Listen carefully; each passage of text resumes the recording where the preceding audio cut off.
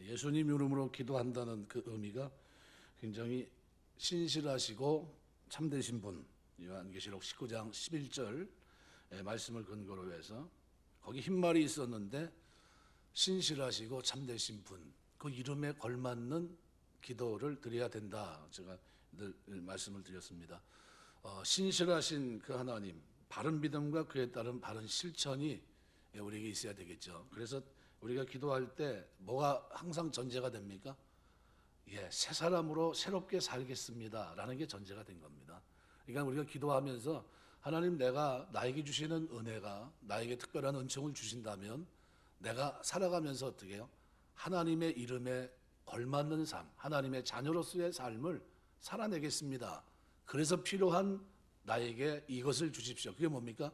재물이 될 수 있고 명예가 될 수 있고 권세가 될 수 있고 이 땅에서의 어떤 높은 곳에 이르는 것이 됩니다. 그 자리에 있어도 나는 어떻게 하겠다는 겁니까? 주님 닮아서 신실하고 참되게 이 땅을 살아내겠다는 거예요. 그러니까 하나님의 자녀들이 이 자세를 잃어버리면 금방 무너지는 겁니다. 성공한 것 같지만 세상에서 성공인데 그게 하나님과의 성공은 아니라는 거죠. 잘못될 수 있다는 거죠. 그래서 우리가 늘 살아가면서 내 이름으로 기도하라고 했을 때 예수님의 이름으로 기도하는데 정욕으로 구하려고 잘못 쓰지만 잘못 구하는 거거든요. 정욕으로 쓰려고 잘못 구합니다. 너희가 구하여도 얻지 못하는 것은 정욕으로 쓰려고 잘못 구합니다. 그러니까 어떻게 해요? 좀 사심을 내려놓고 이제 하나님 자녀답게 살아가는 것이 우리에게 필요합니다. 그래서 그런 의미로 본다면요, 신앙생활하다 보면 실패의 기억도 있고 또 좋은 기억도 있습니다. 이게 뒤를 돌아보면 추억이 되고요, 앞으로 살아가는 동안 그것이 어떻게 해요? 힘이 될 수도 있는데 어떤 때는 그것이 내 삶을 옥죄입니다. 힘들게 해요. 나를 포기하게 만들고 좌절시키고 그렇습니다. 그래서 시간은 그래서 그런 의미로 본다면 하나님과 동행하는 시간이 참 아름다운데, 우리가 오늘 본문 이 말씀을 보실 때요, 오늘 18절을 근거로 해서 우리가 생각해 보려고 합니다. 내가 너희를 고아와 같이 버려두지 아니하고 너희에게로 오리라. 왜 이 말을 하셨을까? 믿지 못하니까니에요. 지금 다가오는 시간 속에서 이들에게 벌어질 일은 뭡니까? 실패입니다. 주님 부인하고 배신하고 도망치고 그런 일이 눈앞에 이제 펼쳐지게 될 겁니다. 그런데 그런 제자들을 붙잡고 우리 주님은 내가 너희를 고아와 같이 버려두지 않고 너희에게 다시 오리라 라는 말씀에 확신을 줍니다. 무너진 시간, 실패한 시간을 딛고 일어서서 새로운 현재와 미래를 살아갈 수 있는 힘을 주시는 원동력, 그거를 주시겠다는 겁니다.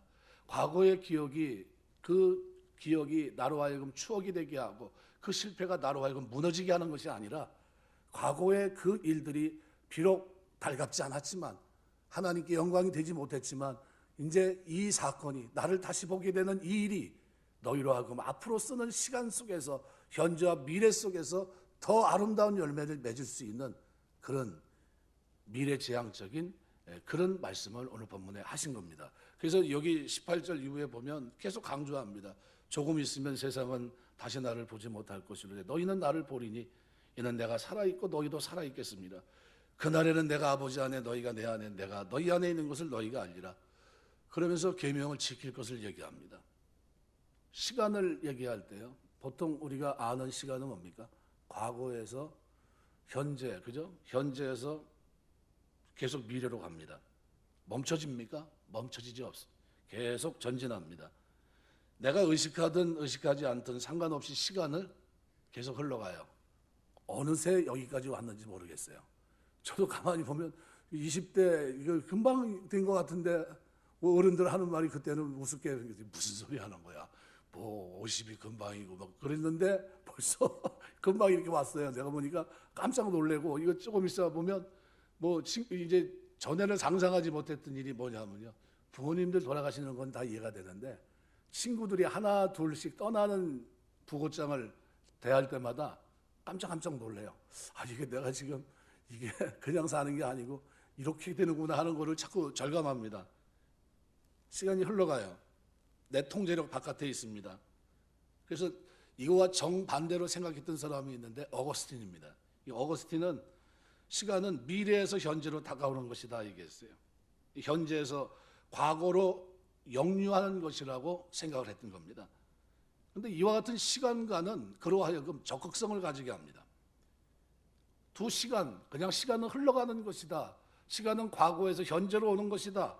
이 두 시간관을 가만히 들여다보면 하나의 공통점이 있는데 뭐냐 하면 그것은 시간이 과거, 미래로 흘러가는 것이든 아니면 미래에서 현재를 향해 다가오든 관계없이 나를 중심으로 봤을 때, 나를 중심에 놓고 봤을 때 그것은 모두 나를 스쳐 지나가고 있다는 거예요. 흘러가는 시간은 다가온 시간도 내 앞에서 멈추지 않고 있다는 겁니다. 여기서 우리는 전혀 새로운 제3의 시간을 우리가 생각해 봐야 됩니다. 제3의 시간관이라는 것은 뭐냐 하면 시간은 흘러가거나 또는 다가오면서 나를 스쳐 지나가는 것이 아니라 고스란히 내 삶 속에 담길 수 있다는 겁니다. 내 마음에 담긴다는 겁니다. 이미 지나가 버린 과거의 시간들은 기억의 형태로 고스란히 내 마음속에 담겨 있습니다. 지금 내가 직면하고 있는 현재 시간들은 내가 인식하면서 계속 마음속에 새겨지고 있습니다. 그리고 나를 향해 다가오는 미래 시간들 역시 내가 가진 비전, 꿈, 소망, 계획 이런 형태로 이미 우리 마음속에 담겨져 있는 겁니다. 시간은 절대로 우리를 스쳐 지나가 버리지 않습니다. 고스란히 우리 마음속에 담기고 저장됩니다. 그래서 제3의 시간관을 갖는다 하는 건 무슨 의미냐면요, 과거와 현재와 미래를 동시에 소유할 수 있다라는 겁니다.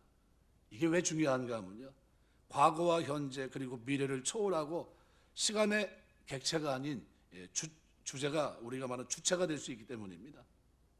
하나님을 믿는 사람들이 가져야 되는 시간관이 뭐냐 하면 제3의 시간관입니다. 이건 뭐냐 하면 소설가 박경희 선생님이 그런 얘기를 했는데, 지나간 시간은 절대로 되돌아오지 않는다. 확실하게 돌아오는 것은 결과뿐이다 얘기했는데요.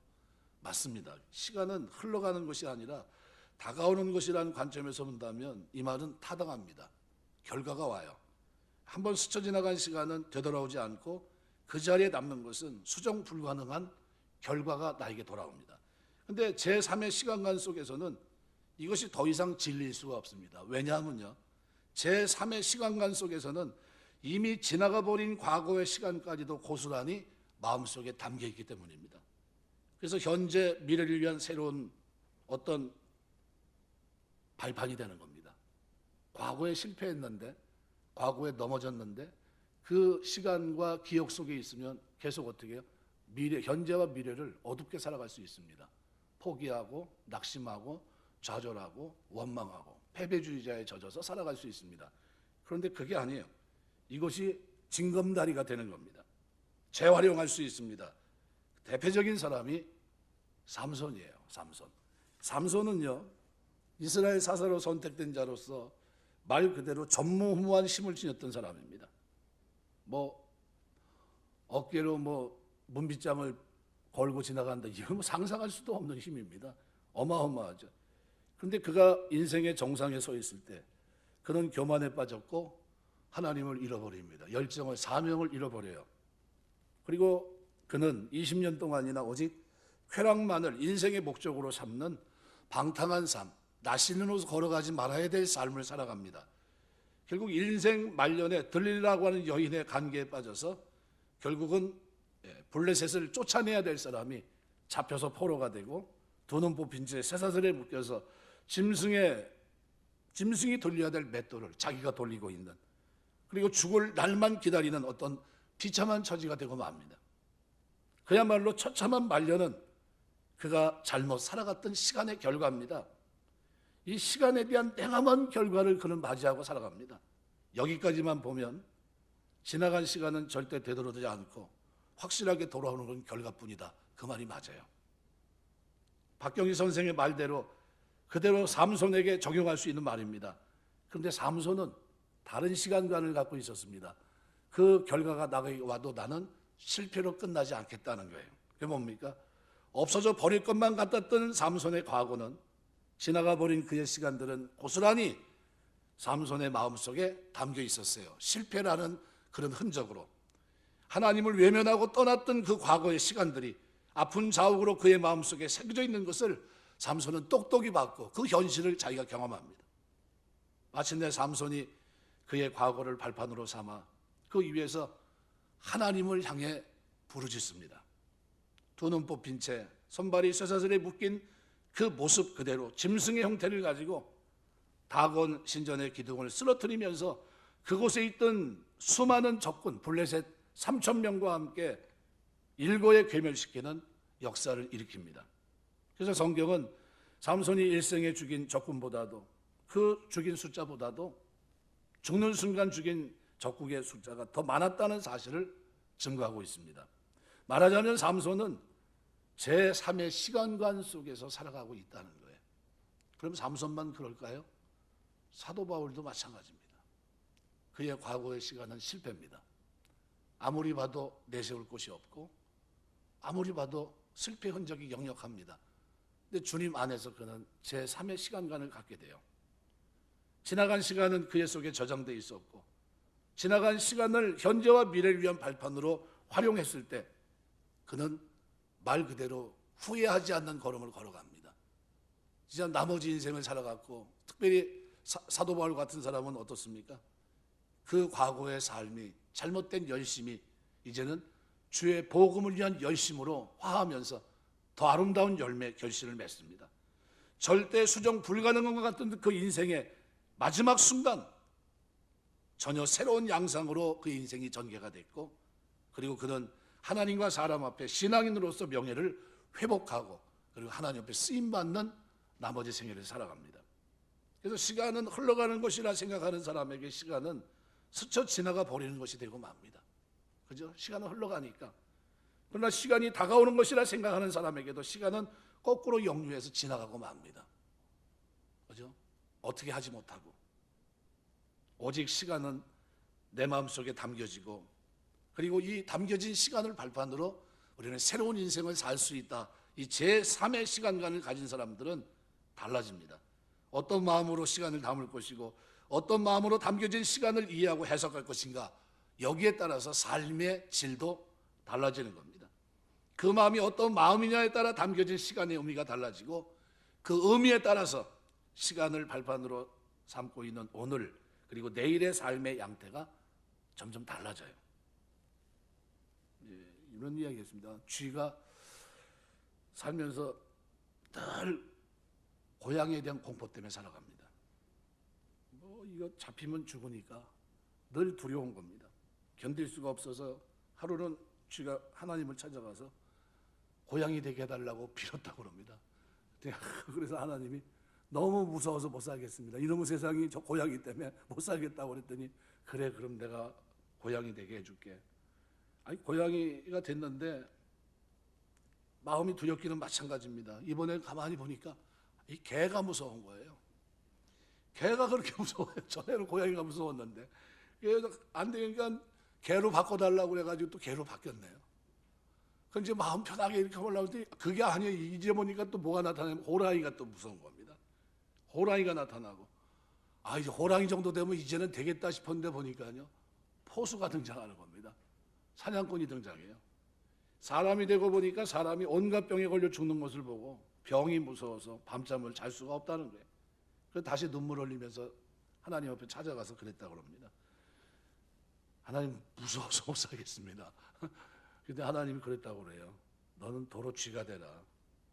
뭐가 되든지 너는 쥐의 마음을 버리지 못하기 때문이다. 어쩔 도리가 없다는 거예요. 쥐가 자기 자신만을 의지하는 마음을 갖고 있을 때 그 마음속에 남겨진 시간은 뭘까요? 두려움, 공포, 그죠? 거기에서 벗어나지 못하는 시간입니다. 그 시간을 발판으로 현재와 미래의 시간들이 남겨진다면 뭘까요? 두려움, 무서움, 이것의 시간이 될 수밖에 없어요. 또 다른 이야기입니다. 혼기를 앞둔 쥐, 오늘 쥐 얘기 많이 안 해. 혼기를 앞둔 진짜 예쁜 쥐가 있었는데 평소에 작은 볼품없는 쥐로 태어난 것에 대해 못마땅했던 쥐는 딸에게만큼 세상에서 제일 크고 진짜 강한 신랑을 얻어주기로 생각을 합니다. 그래서 세상에서 무엇이 제일 강한가 살펴봤더니 태양보다 더 강한 것이 없다는 거예요. 그래서 햇님을 찾아가서 자기 딸과 결혼해 주기를 청합니다. 그래서 햇님이 이렇게 대답해요. 제가 세상에서 제일 강한 게 아닙니다. 저는 강한 것 같지만 사실 구름 앞에는요 꼼짝 못합니다. 그래요? 그래서 구름을 또 찾아가요. 제가 제일 강합니다. 근데 찾아가서 구름하고 대화를 해보니까 그게 아니에요. 비바람이 또 저보기보다 바람이 더 강하다는 거예요. 바람 앞에 자기는 무용지물이라는 겁니다. 그럼 또 바람을 찾아가요. 바람 앞에 갔더니 또 바람이 얘기합니다. 저는 제가 제일 강한 게 아닙니다. 저는 저 돌벽을 뚫지 못합니다. 돌벽한테 이제 찾아갔어요. 찾아갔더니 돌벽이 그렇게 말합니다. 저는 강한 것 같지만 저는 아무것도 아닙니다. 쥐가 이빨로 구멍을 뚫으니까요. 저는 속수무책입니다. 결국 쥐가 제일 강하다는 거예요. 무슨 얘기냐면요. 쥐는 그 말을 듣고 깨달음을 얻었다고 합니다. 그리고 하나님이 자신을 쥐로 만들어진 것을 감사했다고 그래요. 쥐가 하나님을 향한 마음이 되었을 때 이미 그 마음속에 담겨있던 과거의 의미가 완전히 새로워졌고 지나간 시간을 발판으로 삼아서 마음속에 담긴 현재와 미래의 가치도 완전히 달라졌다는 거예요. 오늘 본문의 제자들은요. 두려움, 공포, 배반 이것이 그들에게 앞으로 닥칠 일입니다. 근데 그런 그들을 향해서 주님은 마음을 싸잡아주고 있어요. 내가 다시 너희를 만날 거다. 내가 너희를 고아와 같이 버려두지 않을 거다.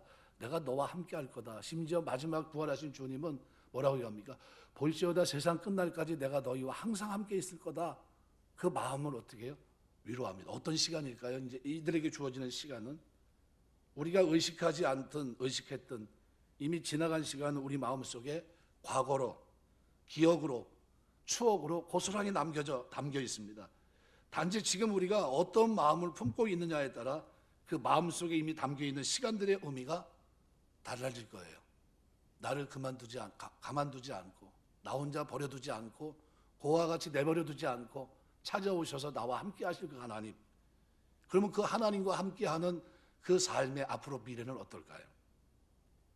나에게 주어진 이 시간, 현재와 미래의 시간은 두려움과 공포의 시간이 아니라 어떤 시간이 되겠습니까? 힘 있는 시간, 하나님과 동행하며 기뻐하는 시간이 됩니다. 이제 몇 시간 후면 주님은 십자가에 못 박혀 돌아가십니다. 주님의 죽음의 목전에 임박했지만 사실 제자들은 그 사실을 믿으려고 하지 않습니다. 그러다가 막상 주님이 무참하게 돌아가신다면 제자들이 받는 충격은 얼마나 컸을까요? 그래서 주님은 눈물을 통해서 오늘 본문의 말씀을 통해서 그렇게 얘기합니다. 18절 오늘 기록한 말씀이 그 내용이에요. 내가 너희를 고아와 같이 버려두지 아니하고 너희에게로 오리라. 사실 이 말씀은 얼마나 제자들에게 감격적인 말씀입니까? 어떤 경우에도 함께 하겠다는 약속의 말씀입니다.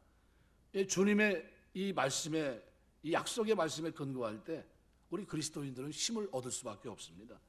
제자들이 주님의 이 말씀을 믿지 않았을 때, 곧 그들의 마음이 그들 자신만을 의지했을 때는 주님께서 십자가에 못 박히는 그 현장에서 이제 그 주님과 함께 했던 과거의 시간들은 의미 없이 다 쓰러져 버립니다. 그 위에 그들에게 겹쳐진 시간은 주님에 대한 배신, 주님에 대한 배도, 그것으로 얼룩지고 말았습니다. 그러나 그들의 마음이 그들과 함께 하시는 주님의 말씀을 믿고 그 마음이 온전히 주님을 향해 나아가게 됐을 때 그들의 마음속에 의미 없이 담겨있던 지난 시간들은 새로운 시대를 향한 의미로 되살아나기 시작하고 그것을 발판으로 삼고 일어선 그들에게 다가오는 모든 시간은 말 그대로 생명의 시간, 진리의 시간으로 자기의 삶을 하나님께 드릴 수 있는, 승화할 수 있는 그런 시간이 됐던 겁니다. 우리가 어떤 마음으로 시간을 담고 있느냐에 따라 우리의 삶도 달라지는 거예요. 그래서 우리 마음에 하나님 말씀을 둬야 되는 겁니다. 이 말씀이 마음판에 새겨져 있고 그 말씀에 대한 바른 입장을 가지고 있을 때 나에게 과거의 시간이 그것으로 무너지지 않고 과거에 무너졌던 그것이 오히려 현재와 미래 속에서는 나와 함께 하시는 그 하나님, 힘이 되시고 능력이 되시는 그 하나님, 그 하나님의 백성으로 그 시간들을 살아낼 수 있는 겁니다. 지난 시간 속에서 어떤 상황에 있었든지 상관없이 주님께서는 오늘 우리를 이 땅에 살아가는 동안 고아와 같이 버려두지 아니하시고 여러분의 곁에 여러분과 함께 계셨음을 인식하셔야 됩니다. 그래서 오늘 성령에 대해서 말씀합니다. 뭐라고 얘기합니까? 그날에는 내가 아버지 안에, 너희가 내 안에, 내가 너희 안에 있는 것을 너희가 알리라. 그러면서 어떻게 해요? 자연스럽게 하나님 말씀을 지키는 것도 힘있게 마지못해 지키는 게 아니라, 두려움이 아니라 자원해서 기쁨으로 감사 속에서 그 길을 걸어가는 하나님을 사랑하는 자들의 삶을 오늘 본문은 21절에 기록합니다. 나의 계명을 지키는 자는 나를 사랑하는 자니 나를 사랑하는 자는 내 아버지께 사랑을 받을 것이요 나도 그를 사랑하여 그에게 나를 나타내리라. 전혀 뜻밖의 삶입니다. 내가 상상했던 삶이 아니라 하나님이 나와 함께 하심으로 주어졌던 아름다운 일생이 우리에게 주어집니다. 여러분, 일어난 크고 작은 사건 모두가 실은 우리를 향한 하나님의 사랑이고 섭리였다는 사실을 여러분이 인식하게 되시길 주의 이름으로 축원합니다. 그래서 살아가는 동안, 하나님의 자녀가 살아가는 동안에 과거의 실패는 어떻게 미래의 실패를 보장하는 게 아닙니다. 과거의 실패는 오히려 나와 함께 하시는 주님 때문에 나에게 새 출발을, 현재와 미래 속에서 더 아름다운 열매를 맺을 수 있는 그런 모습으로 승화해 갑니다. 이것이 제3의 시간관이에요. 예수 믿는 사람들이 가져야 될 시간관은 바로 이겁니다. 하나님이 우리를 찾아오셔서 우리의 생애가 달라졌지만 이 달라진 이 생애 속에서 우리의 삶은 제3의 시간관을 내가 수용하면서 하나님 말씀을 붙잡고 확신하며 나아가는 걸음 속에 있다는 사실을 여러분 꼭 기억하시고, 나와 함께 하신 하나님, 영원히 나와 함께 하시며 나의 힘이 되시고 능력이 되시는 그 하나님, 그 하나님이 내 안에 내주하고 계시고 말씀을 들을 때 힘이 되게 하시고 깨닫게 하시고 그를 걷게 하신다는 사실 앞에 주어지는 시간 속에서 하나님 자녀답게, 하나님 백성답게 멋있게 승리하는 그 걸음이 오늘 저와 여러분의 믿음 생활 속에, 그 여정 속에 아름다운 모습으로 삼손이 드려진 것처럼, 바울이 하나님 앞에 드려진 것처럼 과거가 아니라 현재와 미래 속에서의 아름다운 꿈을 꾸며 비전을 이루며 나간 것처럼 우리가 주님 앞에 이런 아름다운 모습이 저와 여러분의 신앙생활 속에 있게 되시기를 주의 이름으로 축원합니다. 기도하겠습니다.